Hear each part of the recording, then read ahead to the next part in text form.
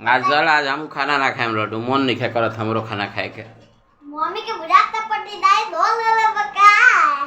Mummy तार खाना ना खाई जा जामू खाना ना खाए। बुझाता मम्मी के पट्टी दाई तो ऐसे तू ना खइबो। ना हम ना खाए आज हमारा मन नहीं खे करत खाए के। मम्मी के पट्टीदारी नहीं खे दे हमरा मन नहीं खे करत एकरा खाए। हम आज खाना ना खाए। ना खइबो तो ना खइबो हमार का दोस्त बा। तार दोस्त नहीं खे। हमें हमार गोश्त बा गोश्त नहीं खे।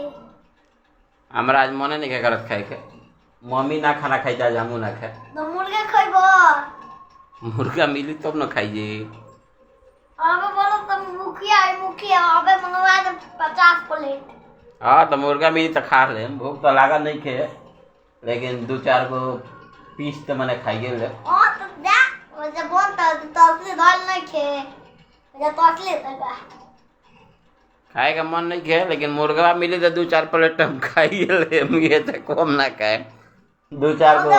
प्लेट हो जा धोइले बहुत असली में ओइ में लेकिन हमरा खाली करेजी चाहिए या पत्थरी या करेजी हम दोनों खानी।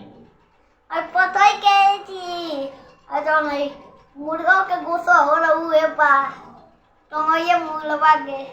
ठीक बा मंगावा ओ तो बम